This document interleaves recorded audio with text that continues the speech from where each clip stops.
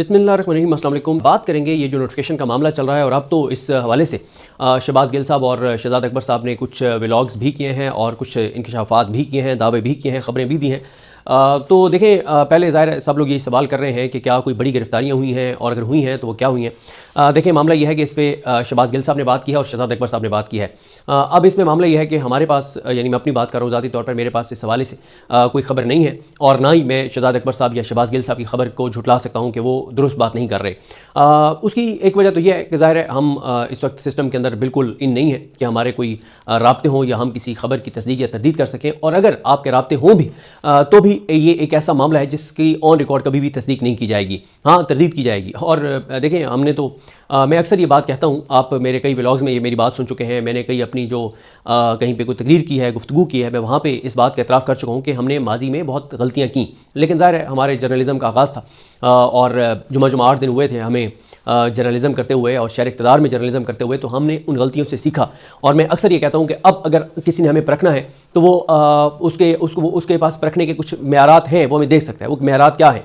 पहले वो जो गलती जिसका मैं अक्सर एतराफ़ करता हूँ कि PTI के दौर में, इमरान खान साहब के दौर में, जब बलूचिस्तान के अंदर जबरी गुमशुदगियाँ हो रही थी, तो हम उनको जस्टिफाई किया करते थे। हम कहते थे कि यार इन्होंने कुछ तो ऐसा किया होगा कि इनको जबरी तौर पे गुमशुदा किया गया, हमें क्यों नहीं जबरी गुमशुदा किया जाता, पंजाब वालों को क्यों नहीं किया जाता।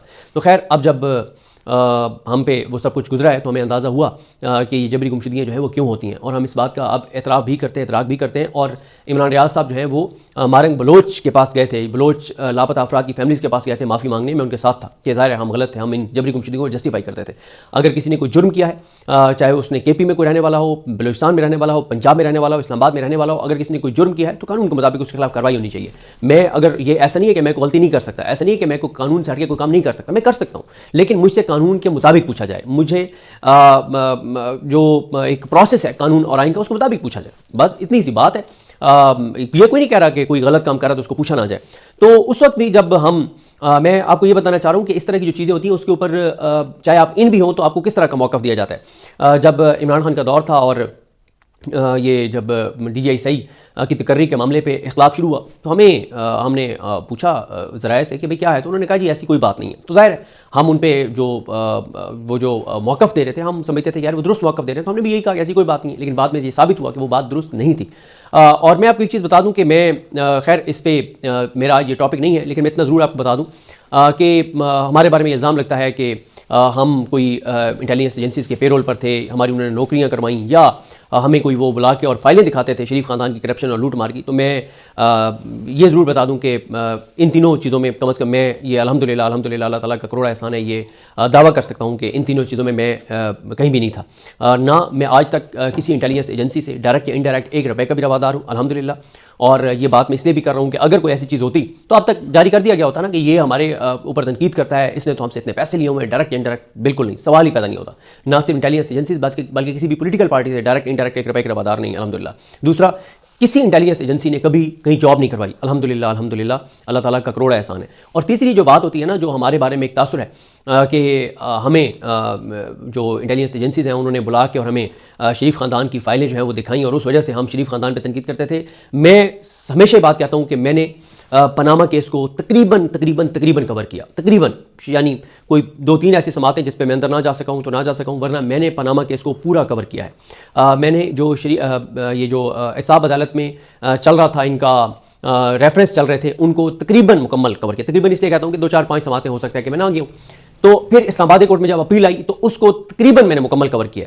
मैं इस बात पे कन्विंस हूँ कि शरीफ ख़ानदान ने जो है वो शरीफ ख़ानदान के पास जो असासे जायदादें हैं ना, वो अदालतों के अंदर बता सके कि वो पैसा उन्होंने कमाया कैसे, भिजवाया कैसे, और उनके पास रसीदें कुछ भी नहीं था। तो मैं कन्विंस हूँ इस बात पर कि उन्होंने आवाम के टैक्स का पैसा लूटा है, उन्होंने करप्शन और लूट मार की है। और मैं ये बात ऑन ओथ ये कह सकता हूँ कि इस दौरान, पनामा के दौरान, जब मैं इसको कवर कर रहा था, मुझे कोई डॉक्यूमेंट किसी इंटेलिजेंस एजेंसी ने ना तो दिखाया, ना मुझे भिजवाया कि यार आप इस पर प्रोग्राम करें। और दिलचस्प बात तो यह है, फिर वही कहूँगा कि आज ये मौजू नहीं है, लेकिन मेरी तो पहली मुलाकात भी इस्टेब्लिशमेंट से रिलेटेड शख्सियात में से किसी से 2019 में जाके पहली मुलाकात हुई थी, और पनामा तो उससे बहुत पहले चीज़ें हो गई थी। खैर, तो मैं आपको अर्ज़ कर रहा हूँ ना कि अगर कोई वेल कनेक्टेड हो भी तो मोस्टली यही कहा जाएगा कि नहीं ऐसी कोई बात नहीं है, ना इसकी तस्दीक तो बिल्कुल भी नहीं की जाएगी अगर ऐसा कुछ है भी तो।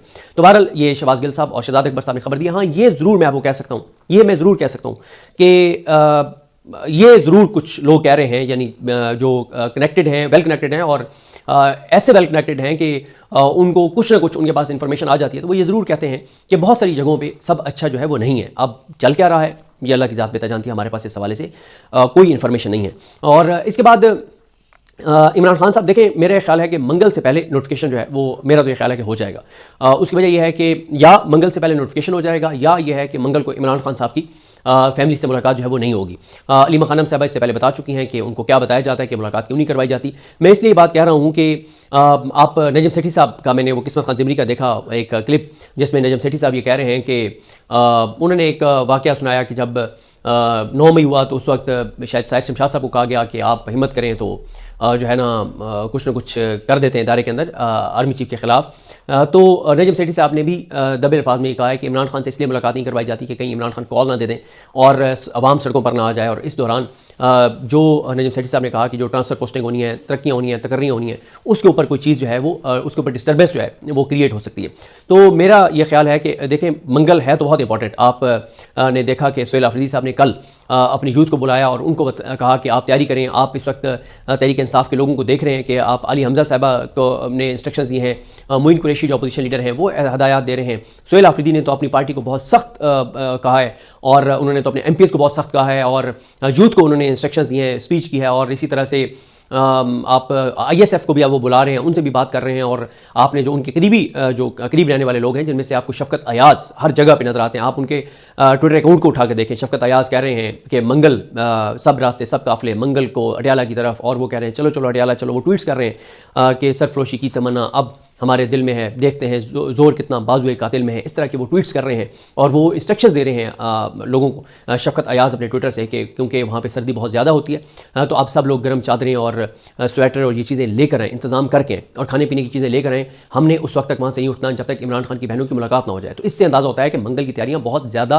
तहरीक इंसाफ की जानिब से की जा रही हैं। अब जब मंगल की तैयारियाँ बहुत ज़्यादा की जा रही हैं तो इसका मतलब तो यही है, मैं आपको उस दिन मैंने अडयाला के बाहर खड़े होकर आपको अर्ज़ कर दिया था कि मैं ये समझता हूँ कि जब से इमरान खान नाहक कैद हुए हैं सबसे ज़्यादा लोग जो आपको नज़र आएंगे वो मंगल को नज़र आएंगे। और उसके लिए एक प्लान ये भी एक था कि शायद इमरान खान साहब से जो है वो किसी एक ऐसी शख्सियत को पहले ही मिलवा दिया जाए जिससे कमिटमेंट ले ली जाए कि वो सिर्फ बाहर आकर ये बताएंगे कि इमरान खान साहब बिल्कुल ठीक हैं। और अगर इमरान खान कोई कॉल वगैरह देते हैं, कोई बात करते हैं तो फिर ये होगा कि वो ये बात बाहर आकर नहीं बताएंगे।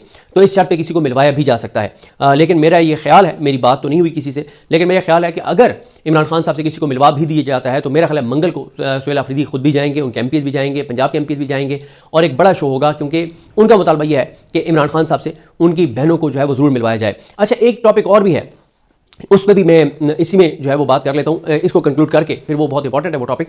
इसको मैं यूँ कंक्लूड करता हूँ कि अगर नोटिफिकेशन हो गया तो इमरान खान साहब की मुलाकात जो है वो उनकी मुलाकात करवा दी जाएगी, और अगर नोटिफिकेशन नहीं होता तो फिर जो है वो मुलाकात भी मुश्किल हो जाएगी। और क्योंकि उसकी वजह यह है कि ये खदशा है, ये ख़तरा है कि इमरान खान जो है वो कॉल दे सकते हैं।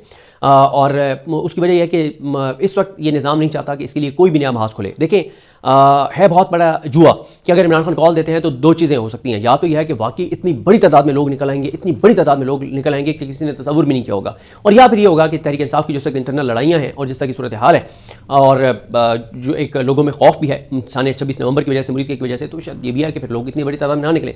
जो मैं एक और मौजू कह रहा था कि इसी में बात कर लेते हैं, और वो ये है कि क्या सोहेल आफरीदी ने बस मिस कर दी है कि चले, दोबारा ये कहूँगा माजरत, मेरा ख्याल इस पर अलग से इसलिए बात करनी चाहिए क्योंकि वीडियो तवील हो गई है और शुरू में मैंने इसका मेंशन भी नहीं किया। इस पर ज़रा अलग से बात करेंगे कि क्या सोहेल आफरीदी ने बस मिस कर दी है और क्या उनको नवंबर में कॉल जो है वो दे देनी चाहिए थी, क्योंकि ये बहुत ज़्यादा बात जो है वो होती है।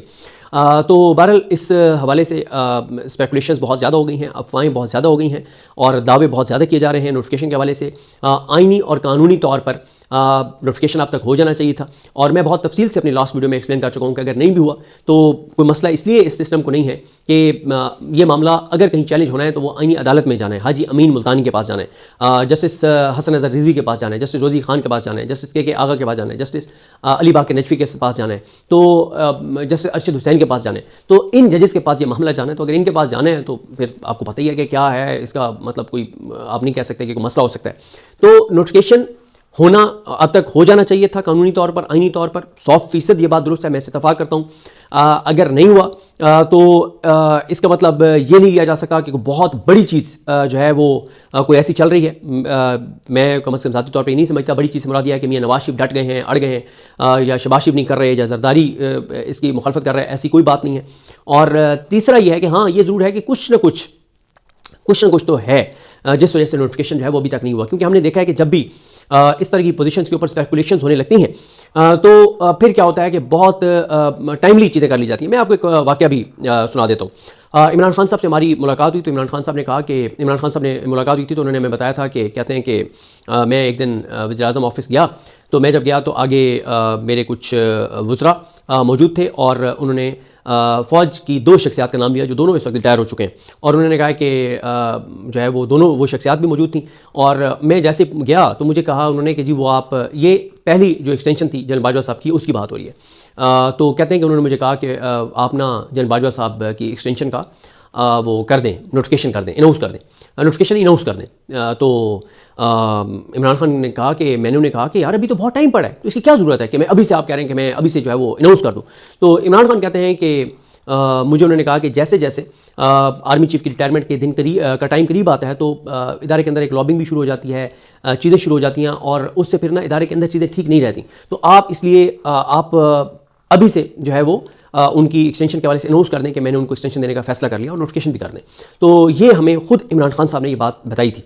तो ये बात दुरुस्त है कि जितनी ये चीज़ें ताख़ीर का शिकार होती हैं, स्पेकुलेशंस होती हैं, दावे होते हैं, इंकशाफात होते हैं, ख़बरें आती हैं, तो हमने देखा है कि इस तरह की कोई भी चीज़ थी तो वो बहुत टाइमली की गई। ये पहला मौका है नोटिफिकेशन वाला कि चीज़ें मतलब उस तरह से टाइमली नहीं की गई। अब इसकी वजूहत क्या है हमारे पास कोई खबर नहीं है, एनालिसिस है और वो एनालिसिस मैं आपके सामने रख चुका हूँ। बाकी ज़ाहिर है शहबाज गिल साहब भी दावे कर रहे हैं, शहजाद अकबर साहब भी दावे कर रहे हैं और मैंने जैसे शुरू में अर्ज़ किया कि उनके दावों की तरदीद करने के लिए मेरे पास कम अज़ कम कोई ऐसी चीज़ नहीं है कि मैं ये कह सकूँ कि उनका दावा दुरुस्त नहीं है। और बहुत सारी बात, अच्छा कुछ बातें ऐसी हैं जो आप कर सकते हैं, लेकिन पाकिस्तान में रहते हुए इतनी बात करनी चाहिए जितनी मैंने कर ली है। मुझे अपनी दुआ याद रखें। अल्लाह की नाम से कामयाब नासर। अल्लाह हाफ़िज़।